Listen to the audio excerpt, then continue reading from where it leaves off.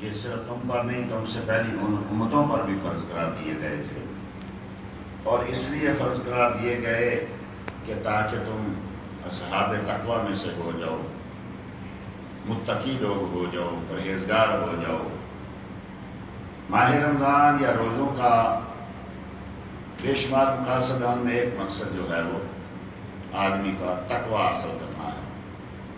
آپ نے دیکھا ہوگا اس مہینے میں آدمی جب روزے رکھتا ہے تو اس کا دل جو ہے وہ اللہ کی طرف مائل ہونا شروع ہو جاتا ہے۔ جو کبھی نہیں آتے مسجد میں وہ بھی مسجد میں آنا شروع ہو جاتے ہیں، کیونکہ یہ جو زیادہ کھانا پینا اور زیادہ چیزیں استعمال کرنا یہ آدمی میں شہوت پیدا کرتا ہے۔ دیکھتے ہیں آپ جتنے لوگ زیادہ کھاتے پیتے ہیں اور اچھا کھاتے پیتے ہیں ان لوگوں میں شہوت زیادہ ہوتی ہے، بے حیائی زیادہ ہوتی ہے۔ بھوک جو ہے یہ انسان کے جسم کو کمزور کرتی ہے اور روح کو طاقتور بناتی ہے، اور زیادہ کھانا زیادہ نیند لاتا ہے، زیادہ غفلت پیدا کرتا ہے۔ جو آدمی نعمتیں زیادہ استعمال کرتا ہے اس کو چاہیے کہ زیادہ رب کا شکر ادا کرے، لیکن ہوتا کیا ہے جتنی نعمتیں زیادہ ہوتی ہیں اتنا انسان اللہ ماشاءاللہ رب سے دور چلا جاتا ہے۔ جتنی دولت زیادہ ملتی ہے آدمی سمجھتا ہے کہ دولت ہو، شراب و کباب نہ ہو، عیش و عشرت نہ ہو، اچھی گاڑی نہ ہو، اچھا گھر نہ ہو، اچھا کھانا پینا نہ ہو تو فائدہ کیا دولت کا؟ دولت صرف عیاشی کے لیے نہیں ہوتی، دولت جو ہے وہ صرف کھانے پینے کے لیے اور بے حیائی کے لیے نہیں ہوتی۔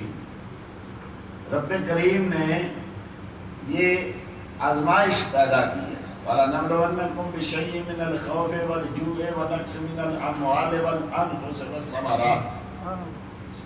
رب یہ چیزیں دے کے آزماتا ہے۔ کبھی آپ نے غور کیا غریب کیا امیر کیا؟ ایک چند گھنٹے سحری اچھی کرتا ہے، اچھا کھاتا پیتا ہے، اس کے بعد چند گھنٹے جو ہے وہ کھانے پینے سے اپنے منہ کو روک لیتا ہے۔ شام کو کتنی رب کریم کی طرف سے نعمتیں ملتی ہیں۔ جس نے کبھی نہیں کچھ کھایا اس کو بھی شام کو انواع و اقسام کے کھانے ملتے ہیں، مفت میں ملتے ہیں، زیادہ ملتے ہیں۔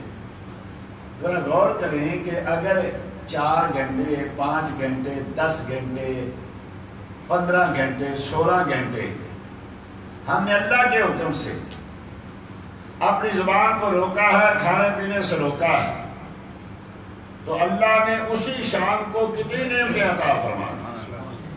اور جو آدمی پوری زندگی اللہ کے حکم سے رکے گا، جب آدمی اس دنیا سے جائے گا تو رب کریم نے اس کے لیے کتنی نعمتیں رکھی۔ ایک دن کا اسی وقت ملتا ہے نقد و نقد۔ یہ دیکھیں ابھی جو بار ہو رہا ہے ہر روز کیا رمضان سے پہلے ہمیں پیسے ملتا ہے؟ نہیں ملتا۔ اگر اتنا کھانا ہو تو یعنی کتنا ہوٹل سے پیسے دینے پڑے مفت میں۔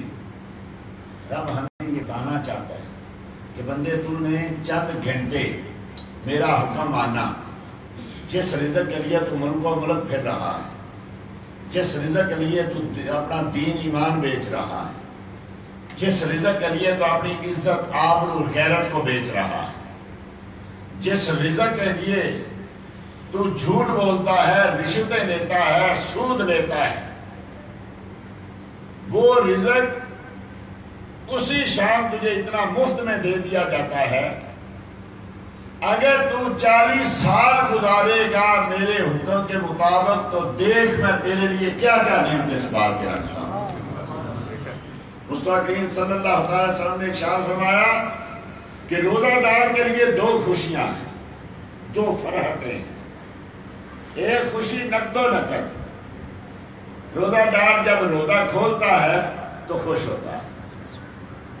دیکھیں آدمی روزہ کھولتا ہے، انواع و اقسام کی ٹھنڈی میٹھی چیزیں کھاتا ہے، خوشی ہوتی ہے۔ پہلا گھونٹ پانی کا، پہلی کھجور اندر جاتی ہے تو آدمی کو تراوٹ ملتی ہے، خوشی ملتی ہے۔ آدمی اگر سوچے جیسا نبی کریم صلی اللہ علیہ وسلم روزہ کھولتے ہوئے کہا کرتے تھے، بلایا کرتے تھے، لو بھائی انتڑیاں تار ہو گئی، انتڑیاں تار ہو گئی، کھانا کھا لیا پیٹ بھر گیا اور اجر حاصل ہو گیا، تھوڑی دیر کے لیے رکے تو وہ تو مل گیا، کھانا تو مل گیا، پانی سے تھوڑی دیر کے لیے رکے تو وہ تو مل گیا، لیکن اس کے ساتھ ساتھ کئی بار آدمی رمضان سے پہلے بھی ایسا ہوتا ہے، بھوکا رہتا ہے، کئی بار کھانا نہیں ملتا وقت پہ، پھر کھانا ملتا تو خوشی تو ملتی لیکن اجر نہیں ملتا، آنتڑیاں تار ہوتی ہیں لیکن اجر نہیں ملتا۔ تو مصطفیٰ کریم فرمایا کرتے تھے کہ دیکھو بھائی آنتڑیاں تار ہو گئی، میدا پور ہو گیا اور اجر مل گیا، سبحان اللہ۔ ایک خوشی یہ، ایک روزہ دار کو خوشی یہ ہوتی ہے، اور اصل خوشی یہ چھوٹی خوشی ہے۔ اصل خوشی جب آدمی جائے گا قبر میں حشر میں تو اپنے روزے کا جب اجر دیکھے گا تو اصل خوشی تب ہوگی۔ آدمی کہے گا یا اللہ تو نے صرف 1 مہینہ روزے رکھے تھے، ہمارے لیے صرف 1 مہینہ رکھے، 12 مہینوں 1 مہینہ روزے رکھے ہیں، کاش باری تعالیٰ تو پوری عمر روزے ہمارے لیے رکھ دیتا، ہم سارا سال روزے رکھتے، آج ہمیں اجر ملتا۔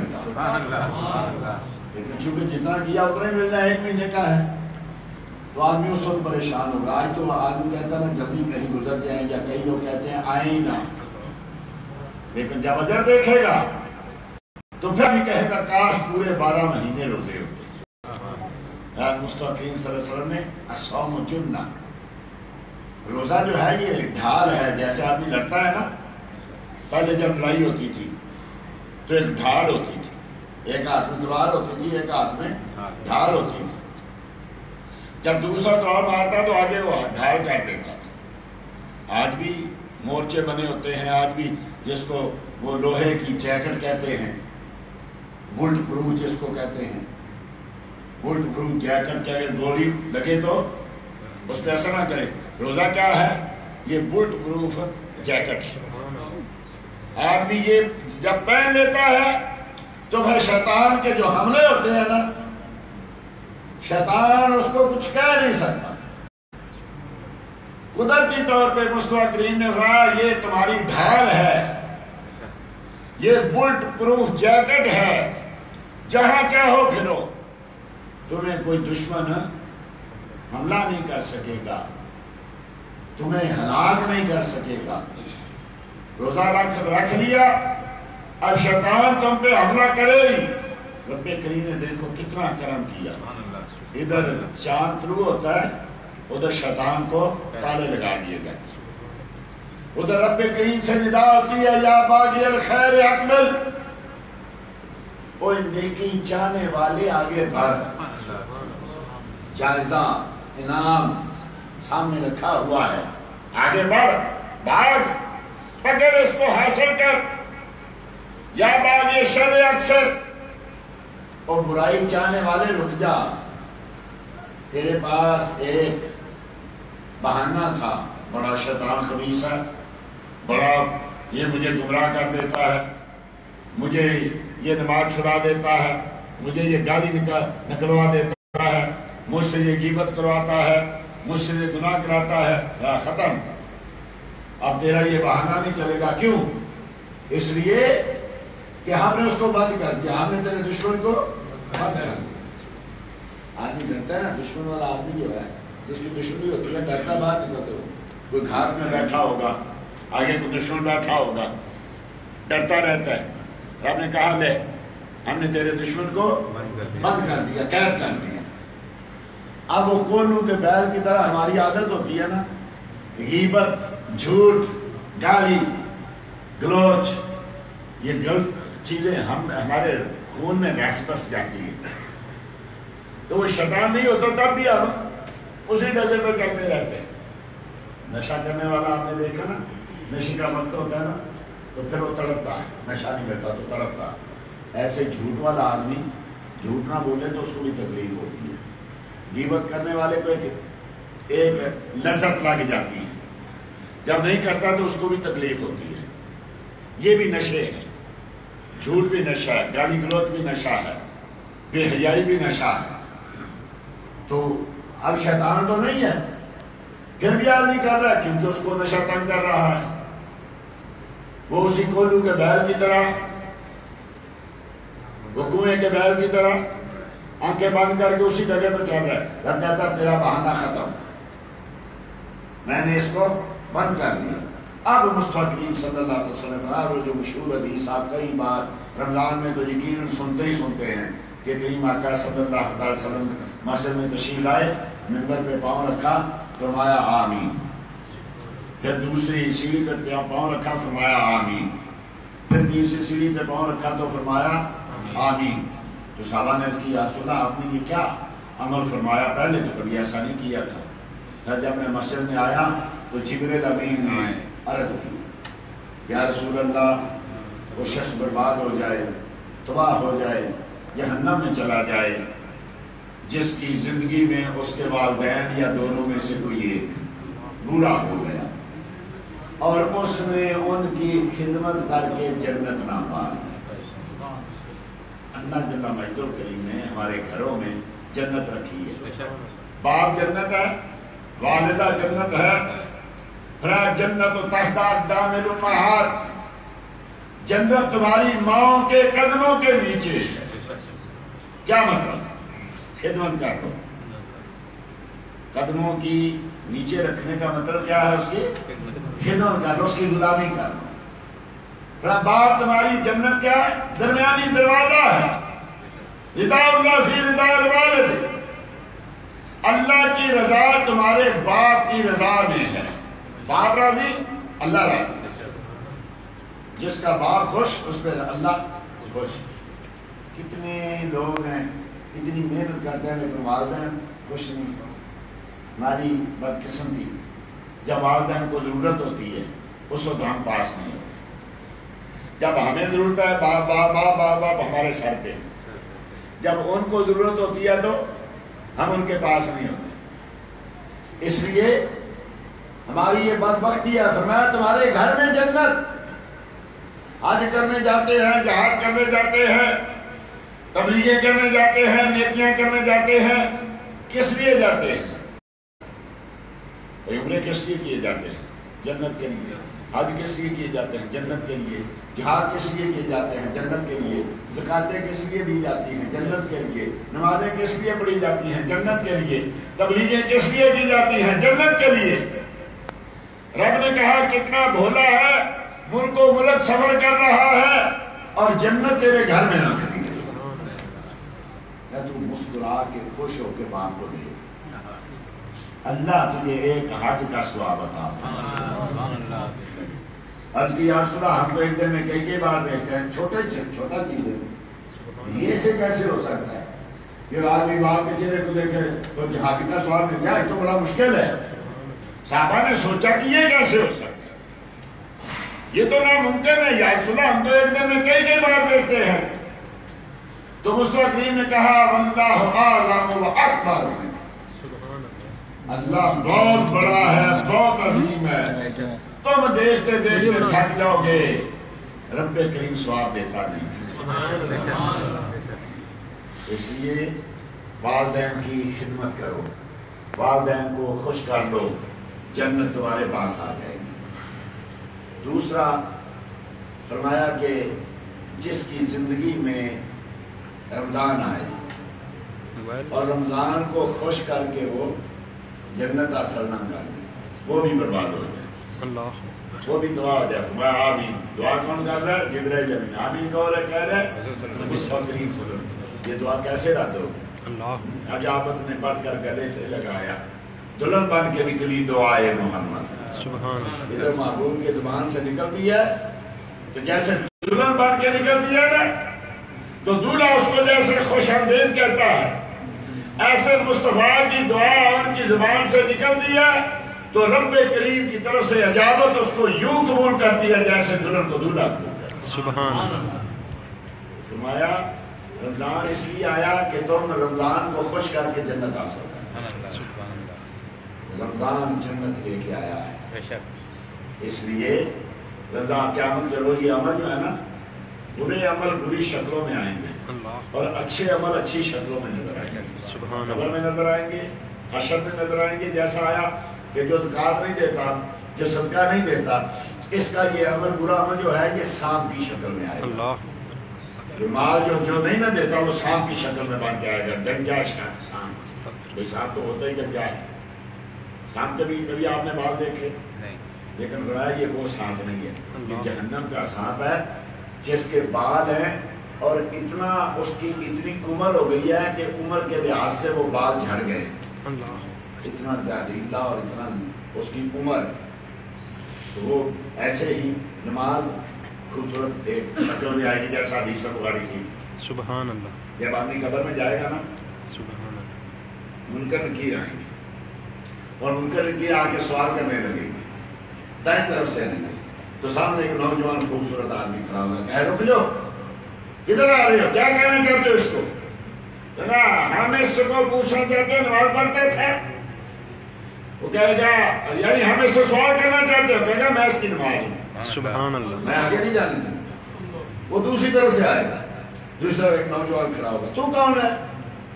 ہم اللہ کے حکم سے آئے. کہا میں بھی اللہ کے حکم سے کھڑا ہوں، میں تمہیں اس تک نہیں جانے دوں گا. تو کون ہے؟ میں اس کا روزہ. سبحان اللہ. وہ سر کی طرف سے آئے گا، اس وہاں ایک نوجوان کھڑا ہوگا. وہ کدھر چلے، آگے نہیں جانے. تو کون ہے؟ میں اس کی زکات.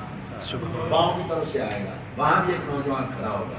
کہا خبردار آگے نہیں جانا. کہا تو کون ہے؟ میں اس کا غسل جنابت ہوں. یہ دیکھ، یہ جو ہم غسل کرتے ہیں نا یہ بڑا ثواب کا کام ہے. سبحان اللہ. آدمی نہ پاک ہوتا تو بعد میں پاک ہو کے غسل کرتا ہے، غسل کر کے پاک ہوتا ہے نا. یہ بھی بڑا ثواب ہے، یہ بھی قبر میں کام آئے گا. تو وہ فرشتے کہیں گے یار تیرے تو مددگار ہی بڑھے، نماز ہے، روزہ ہے، حج ہے، زکات ہے، غسل جنابت ہے. تو ہم کیا کریں؟ دور کھڑے ہو کے کہیں اچھا بھائی ہمیں کوئی تک تو پھر آنے نہیں دیتے، یہ تیرے مددگار ہے.